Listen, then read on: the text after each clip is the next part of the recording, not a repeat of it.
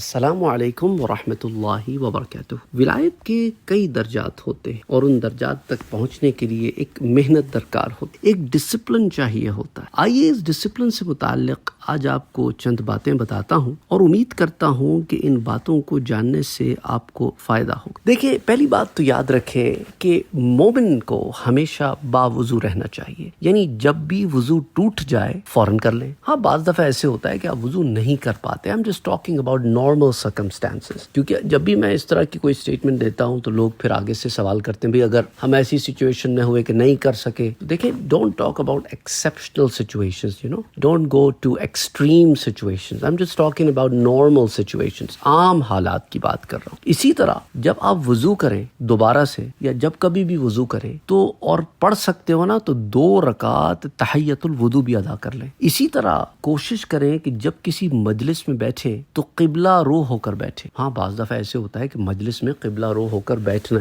جو ہے وہ اس کی گنجائش نہیں ہوتی۔ I'm again talking about normal circumstances۔ I'm talking about when you can، جب آپ ایسا کر سکتے ہو۔ ایسا نہیں نا کہ اب آپ کسی کے گھر ملنے گئے ہوئے کہ بھئی ہٹو بچو، بھئی سب ادھر ادھر ہو جاؤ، میں نے قبلہ رو ہو کے بیٹھنا ہے۔ ایسی حرکتیں نہ کریں کہ خواہ میں آپ ایک لائم لائٹ میں آ رہے ہیں اور ایک انکنوینئنس کا باعث بن رہے ہیں۔ ڈونٹ بی اوور ہونے کی ضرورت نہیں ہوتی، اس میں پھر ریا آ جاتی ہے۔ آپ نے ریا سے بچنا ہے، اس عمل کو خود تک محدود رکھنا ہے۔ اچھا، ایک اور بات آپ کو بتاتا چلوں، اپنے دل میں تصور یہ کریں جب بیٹھے کہ میں حضور صلی اللہ علیہ وآلہ وسلم کی خدمت اقدس میں بیٹھتا تو کیسے بیٹھتا۔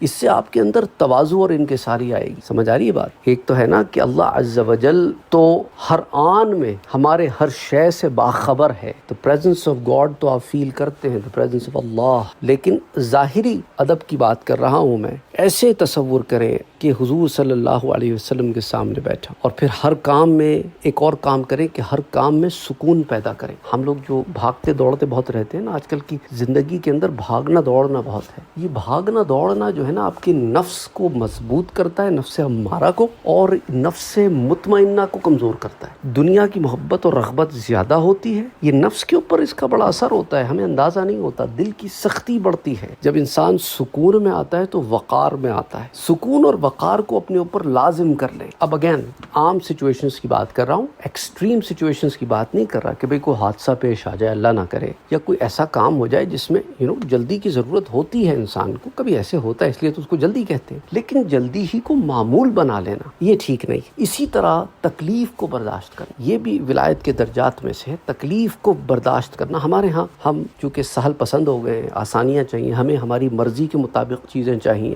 یہ بھی بڑا مسئلہ ہے نا۔ مجھے میری مرضی کے مطابق چیزیں چاہیے، مجھے میری مرضی کے مطابق لوگ چاہیے، لوگ وہی کریں جو میری مرضی ہو، اور جب میں کہوں صبح تو صبح، شام تو شام۔ مجھے زندگی میں امتحان کوئی نہیں چاہیے۔ جہاں زندگی کا امتحان کڑا ہو جائے میں ہار مان جاتا ہوں، میں شور کرنا شروع کر دیتا ہوں، یا مجھے بہت طویل امتحان نہیں چاہیے۔ بعض لوگوں کی ساری زندگی امتحان ہوتی ہے، ایسے بہت سارے کیسز آتے ہیں میرے پاس، ساری زندگی امتحان ہے۔ اچھا، بعض دفعہ ایسے ہوتا ہے کہ ہم اسے امتحان کو ضرورت سے زیادہ سر پر سوار کر لیتے، میرے ساتھ ہی ایسا کیوں ہوا، میں ہی رہ گیا تھا، میری تو زندگی برباد ہو گئی۔ یہ خیال تبھی آتے ہیں جب ہمیں یہی ہو کہ بس یہیں رہنا ہے، اس کے بعد کچھ نہیں ہے۔ تو اس لیے تکلیف کو برداشت کرنا کہ ایک وقت ہے، گزر جائے گا، وقت کا کیا ہے، گزرتا ہے گزر جائے گا، لیکن رب ناراض نہ ہو۔ اسی طرح بدکاروں کی صحبت سے بچیں، بدکاروں سے جتنا دور رہ سکتے ہیں دور رہیں، گناہوں سے، گناہگاروں سے، گناہوں کی مجلسوں سے، گناہوں کی محفلوں سے، جہاں گناہ کی بات ہوتی ہے وہاں سے۔ اور اگر کبھی غلطی سے گناہگاروں کے اندر ایسے ٹاکرا ہو جائے تو وہاں سے جلدی نکل آئیں اور استغفار کریں، کیونکہ محفلوں اور مجلسوں کا دل پر اثر پڑتا ہے، اس سے دل سخت ہوتے ہیں۔ اور دوسری بات، بہت ضروری بات، اپنی ذات اور اپنے علم پر فخر نہ کرنا، یہ بھی نفس امارہ کو موٹا اور نفس مطمئنہ کو ختم کر دیتا ہے۔ اعمال کو تو ضائع کرتا ہی ہے لیکن دل کو سخت کر دیتا ہے، پھر اٹھنا مشکل ہوتا ہے۔ تو ڈینگے نہ مارنا، اپنے علم پر فخر نہ کرنا، اپنی ذات پر میں تو بڑی شے ہو گیا ہوں، میں نے تو یہ اچھے اخلاق اپنا لیے ہیں، میں تو ولایت کے راستے پہ چل پڑا ہوں، میں تو سالک ہو گیا ہوں، سلوک پہ چل پڑا ہوں۔ نہ عجب اور تکبر جو ہے نا، یہ شیطان کے فعل ہے۔ تو اس لیے اپنے آپ کو لوگ کہتے ہیں پنجابی میں، نیوا ہو کے نکل جا، حقیر جان، تو بندہ ہے، تو عبد ہے، تو غلام ہے اس رب کا۔ اور صالحین کو احترام و تعظیم کی نظر سے دیکھ، جو صالحین کا ادب و احترام نہیں کرتے نا، جو نیک لوگوں کی تعظیم نہیں کرتے، تو اللہ سبحانہ و تعالی ان پر صالحین کی صحبت حرام فرما دیتا ہے. انہیں نصیب ہی نہیں ہوتی صالحین کی صحبت، کیونکہ انہیں وہ صالحین کو اچھا ہی نہیں سمجھتے. وہ صرف اپنے آپ کو اچھا سمجھتے، اپنی ذات کو اچھا سمجھتے، تو وہ اسی میں گم رہتے. اور دوسری بات کہ عبادت کی عزت و حرمت ہوتی. اللہ کی جو عبادت کرتے ہو نا، اس کی ایک عزت اور ایک حرمت ہوتی ہے، اس کو اہتمام سے کرو. اور جو اللہ کی عبادت کی حرمت نہیں سمجھتا نا، تو اللہ تعالیٰ اس کے دل سے عبادت کے سکون کو، اس کی حلاوت کو نکال دیتے. یہ بڑی موٹی موٹی باتیں ہیں، لیکن ہیں بڑی گہری بات. اس ایک ایک بات کو لکھ لیں، آپ بار بار سنیں، لکھ لیں، کہیں کاپی بنا کے لکھ لیں کہ دن کے معمول میں یہ چیزیں میں نے کرنی ہیں. حضرت فضیل ابن عیاض کا نام سنا ہوگا آپ نے رحمۃ اللہ علیہ. ان سے کسی نے سوال کیا کہ اے ابو علی، ان کی کنیت تھی ابو علی، کہ اے ابو علی، آدمی صالح کب بنتا ہے، نیک کب بنتا ہے؟ تو فرمانے لگے جب نیت میں نصیحت ہو، دل میں خوف ہو، زبان میں سچائی ہو، صدق ہو، اور جسم کے جو اعضاء ہوتے ہیں نا، تو پارٹس آف دا باڈی، ان میں عمل صالح ہو. بڑی گہری بات. نیت کا صاف ہونا، خوف خدا کا ہونا، زبان کا سچا ہونا، اور بدن کے جو اعمال ہیں، جو بدن سے اعمال کرتے ہو نا، اس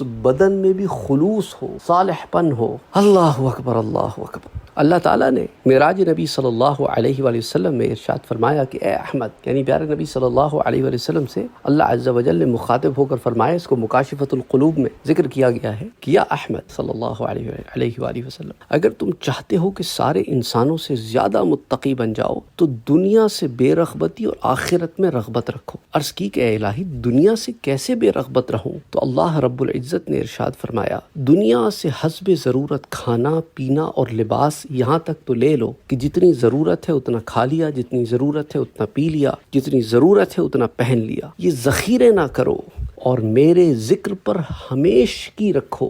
عرض کی کہ اے رب، تیرے ذکر پر کیسے ہمیشگی رکھوں؟ تو فرمایا لوگوں سے علیحدگی کے ساتھ میرے ذکر پر دوام رکھو، اپنی نیند کو نماز اور اپنے کھانے کو بھوک بنا دو. اللہ اکبر، اللہ اکبر. حضور صلی اللہ علیہ وآلہ وسلم کا ارشاد پاک ہے کہ الزہد فی الدنیا، دنیا سے بے رغبتی دل اور بدن کو راحت بخشتی ہے، اور دنیا کی رغبت غم اور فکر میں اضافہ کرتی ہے. تو دنیا کی محبت ساری خطاؤں کی جڑ ہے، اور دنیا سے بے رغبتی ہر خیر اور نیکی کی بنیاد ہے. اب اس بے رغبتی کا یہ مطلب نہیں ہے کہ تم فرائض میں کوتاہیاں کرتے پھرو. اللہ نے راہب نہیں بنایا، تمہیں زاہد بنایا. ہمارے ہاں یہ بھی ہیں لوگ کہ چلوں پر نکل گئے، 40 دن گھر سے نکل گئے، پیچھے خبر ہی کوئی نہیں بیوی بچوں کو کیا ہو رہا ہے، بوڑھے ماں باپ کو کون دیکھے گا، انتظام زندگی او جی اللہ دیکھ لے گا. حالانکہ پیارے نبی نے کیا کہا کہ پہلے اونٹ کو باندھو پھر اللہ پہ توکل کرو. یہ کوئی مزاج نہیں ہے کہ تم مہینوں گھر سے دین کے نام پر نکل جاؤ اور پیچھے خبر ہی کوئی نہیں ہے، بیوی کدھر، بچے کدھر، ماں باپ کدھر، فرائض و واجبات کدھر. گھر پہ بیٹھے